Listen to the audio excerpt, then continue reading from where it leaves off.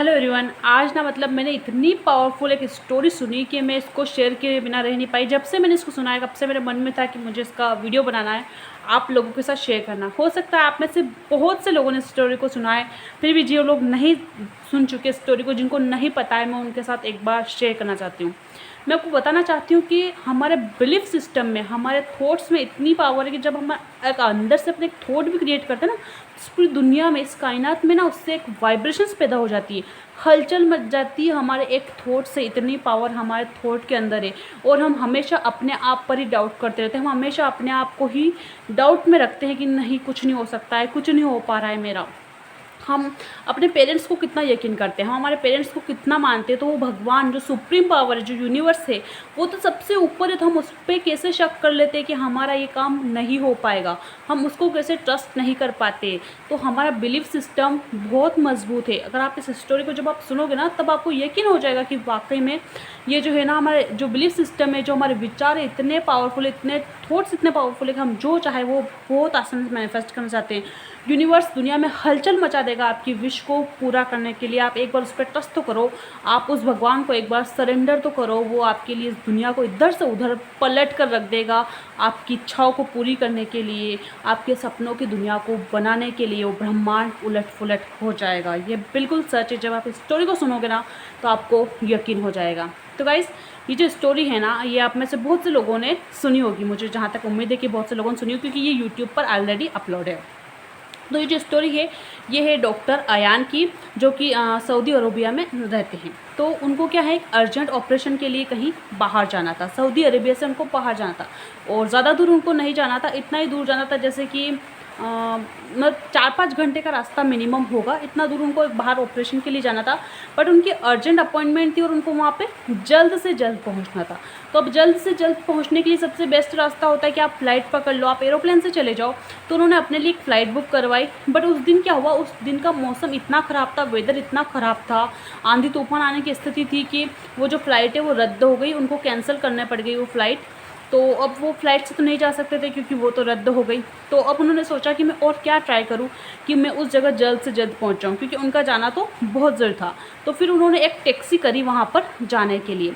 अब वो वहां पे टैक्सी से जा ही रहे थे, तो कि वो आधे रास्ते ही पहुँचे होंगे कि इतना तेज़ी का तूफान, इतनी तेज़ी की बारिश शुरू हो गई ना, ऐसी हवाएं चलने लग गई, ज़ोर ज़ोर से आंधी आती है, बहुत तेज़ जो आंधी आती है कि पेड़ वगैरह सब जो उखड़ जाते हैं ना, वैसी आंधी उस टाइम आई, और इतनी तेज़ बारिश होने लग गई कि वो टैक्सी चलवाना भी अब मुश्किल हो गई थी, और वो आगे ही नहीं बढ़ पा रहे थे। तो उन्होंने सोचा कि अब अगर हम ऐसे में आगे जाएंगे तो हो सकता है हमारे साथ कुछ हादसा हो जाए, इससे अच्छा हम थोड़ी देर के लिए रुक जाते हैं। इस बारिश की और इस जो ये मौसम अभी बिगड़ा हुआ है, तूफान आ रहा है, इसके रुकने का थोड़ी देर वेट करते हैं। तो उनको पास में एक घर दिखता है, तो उस घर के वहाँ पे वो जाकर खड़े हो जाते हैं और डोरबेल बजाते हैं। तो अंदर से एक ओल्ड लेडी, यानी कि बूढ़ी, जैसे कि दादी वगैरह लोग होते हैं ना, वैसी लेडी एक आकर गेट खोलती है, और वो उनसे पूछती है कि आप लोगों को क्या चाहिए। तब वो उनको बताते हैं कि अभी बहुत तेज़ आंधी चल रही है और हमें बाहर जाना था, बट इतनी तेज़ आंधी की वजह से हम गाड़ी नहीं चला पाए, क्या हम आपके घर में कुछ देर के लिए रुक सकते हैं। तो वो ओल्ड लेडी उनको बोलती है ठीक है, आप रुक जाइए, और उनको घर के अंदर आने देती है। जब वो घर के अंदर जाते हैं ना, डॉक्टर रैन, और घर में बैठते हैं, तब वो देखती है कि उनके घर में एक छोटा बच्चा है, और वो बच्चा बहुत बीमार है। वो जो दादी है, मतलब ओल्ड लेडी है, वो बाहर पर उसके सर पे ठंडे पानी की पट्टियाँ रख रही थी उसको, कि उसको बहुत तेज़ फीवर था, तो वो उसका बुखार उतारने के लिए उसके सर पे बार बार ठंडे पानी की पट्टियाँ रख रही थी। तब वो डॉक्टर आयान उससे पूछते हैं कि इस बच्चे को क्या हुआ, ये इतना बीमार क्यों है, मैं भी एक डॉक्टर हूँ, आप मुझे बताइए इतना बीमार क्यों है। तब वो दादी उसको बताती है कि इसको ना मानसिक रूप से कोई बीमारी, इसके दिमाग में कुछ प्रॉब्लम है, माइंड में कुछ प्रॉब्लम है इसके सिर में, जिसकी वजह से ये सही नहीं रह पाता है, इसकी इतनी बीमारियाँ हो रही है। और मुझे किसी ने एक सजेस्ट किया था एक अच्छे न्यूरोलॉजिस्ट के बारे में, क्योंकि डॉक्टर अयान जो एक न्यूरोलॉजिस्ट थे, वो भी माइंड के दिमाग के डॉक्टर थे। एक अच्छे न्यूरोलॉजिस्ट के बारे में बताया था, बट मुझे उनकी अपॉइंटमेंट ही नहीं मिल पा रही। मैंने बहुत कोशिश करी, बहुत मैंने अपनी ओर से सब कुछ ट्राई किया, बट मुझे उस डॉक्टर की फिर भी अपॉइंटमेंट नहीं मिल पाई।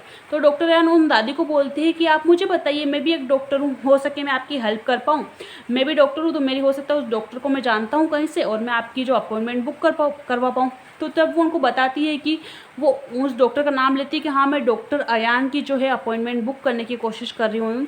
तो ये नाम सुनकर वो डॉक्टर इतना चौंक जाते हैं कि अरे, ये तो मैं खुद ही हूँ, आप मुझे इतना ढूंढ रही है, आप मेरी अपॉइंटमेंट लेने के लिए इतनी कोशिश कर रही हो, और मैं खुद आपके घर आकर बैठा हूँ। तो ये सब कैसे होता है उस दिन, क्योंकि आज सुबह दादी बताती कि ये सब कैसे हुआ, ये सब उस कुदरत ने किया, ये कुदरत कुछ भी कर सकती है। तो वो दादी बताती है कि आज सुबह ही, क्योंकि उसने सारी कोशिशें कर ली थी, अब उस बच्चे का कोई था ही नहीं, उसके पेरेंट्स भी नहीं थे, सिर्फ उस दादी का वो इकलौता वही सहारा था। तो वो लोग गरीब थे थोड़ा, तो जब वो अपॉइंटमेंट लेने की कोशिश करती थी तो या तो अपॉइंटमेंट नहीं मिल पाती थी, या कभी पैसों का इंतजाम नहीं हो पाता था। पैसों का इंतजाम हो जाता था, डॉक्टर की अपॉइंटमेंट नहीं मिल रही, अपॉइंटमेंट मिल गई तो पैसों का इंतजाम, इस टाइप से उसको बहुत सारी मुश्किलें बार बार सामने मिल रही थी। बट फिर भी उसका वो बहुत कोशिशें करी थी, मतलब अपनी ओर से 100% वो जो है उस डॉक्टर की अपॉइंटमेंट पाने के लिए दे चुकी थी। बट फिर भी उसके बच्चे के लिए कुछ भी नहीं हो पाता। तब उसने लास्ट में थक हार के भगवान पे छोड़ दिया था, यूनिवर्स पे छोड़ दिया था कि देख, मैंने मेरी ओर से जितना कर लिया था, मैंने मेरी ओर से सब कुछ किया, इस बच्चे को ठीक करने के लिए मैंने मेरी ओर से जितनी कोशिशें हो सकी थी मैंने सब कुछ कर दी।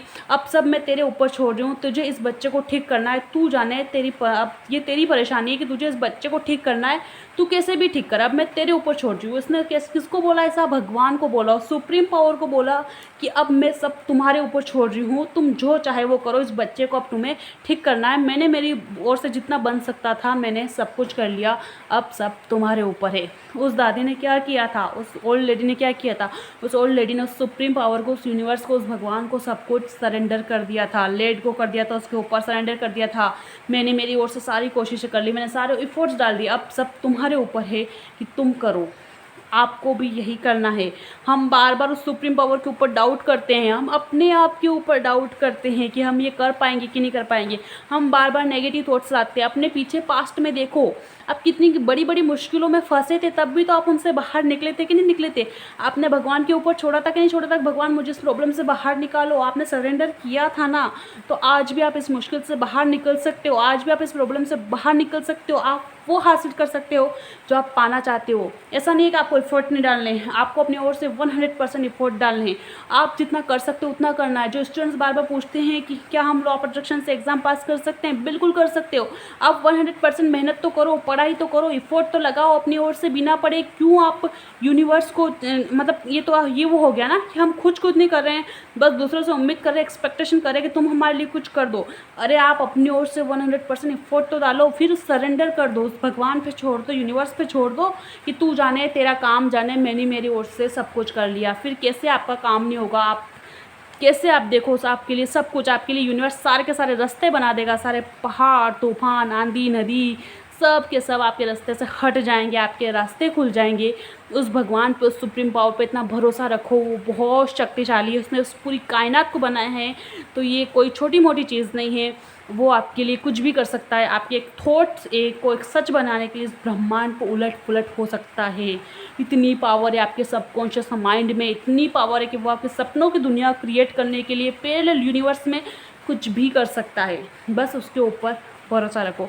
आज की मेरा स्टोरी शेयर करने का मतलब यही था कि आप जो है यूनिवर्स के ऊपर भरोसा रखें। हम क्या है, छोटी छोटी चीज़ों को लेकर परेशान हो जाते हैं। हमें ऐसा लगता है कि जो हमारी जो विश है वो इतनी ज़्यादा बड़ी है कि हम उसको पा ही नहीं सकते। हम ऐसा अक्सर सोचते हैं।